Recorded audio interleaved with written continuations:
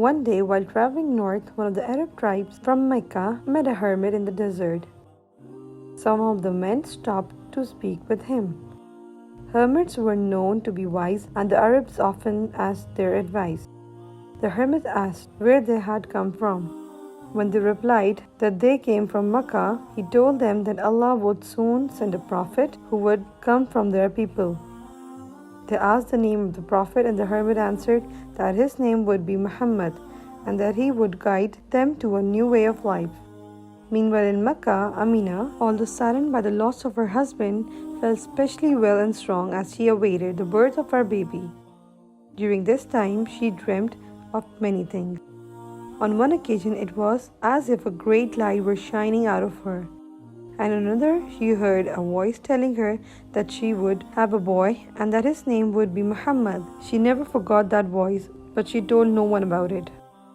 On Monday, the 12th day of Rabiul Awwal, in the year of elephant, Amina gave birth to a son. Allah sent man many signs when one of his chosen prophet is born, and on the 12th day of Rabiul Awwal in the year 570 AD, many such signs were seen.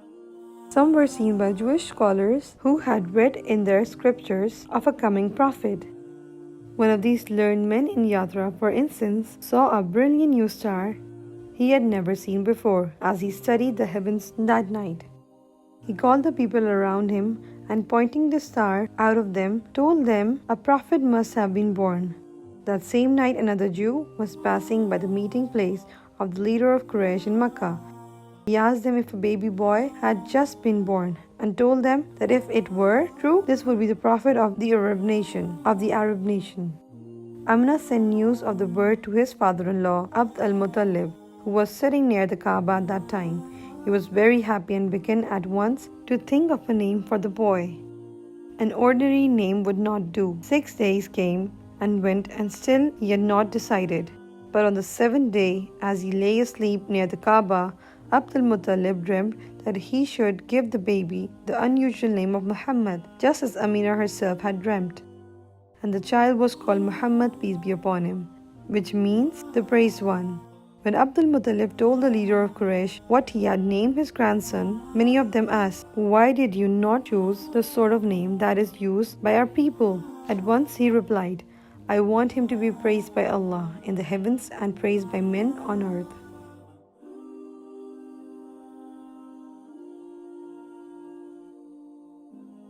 Like many other women in Mecca, Amina decided to send her son away from the city for his early years to the desert, where it was more healthy. Women from the desert used to come to Mecca to collect the new babies, and they would then keep them until they developed into strong children, for which they were well paid by the parents. Among the women who traveled to Mecca to fetch a new baby, at the time Amina's son was born, was a Bedouin woman called Halimah. With her was her husband and baby son. They had always been very poor, but this year things were harder than ever because there had been famine. The donkey that earned Halimah on the journey was so weak from hunger that he often stumbled.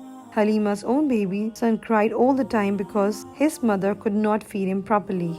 Even their she-camel did not give them one drop of milk. Halimah did not know what to do. She thought to herself, "How can I possibly feed another baby when I haven't got enough milk even for my own son?" At last they reached Makkah. All the other women of the tribe to which Halimah belonged, the Bani Saad, found a child to take back with them, but not Halimah. The only baby left was Muhammad, peace be upon him. Usually the father paid the wet nurse, but Muhammad's father was dead, so no one wanted to take him, even though he was from one of the noblest family of Quraysh. Halimah did not want to take him either, but she did not want to be the only woman to go back to her tribe without a baby to bring up. She asked her husband whether she should take Muhammad, peace be upon him, or not. He advised her to do so, adding, "Perhaps Allah will bless us because of him."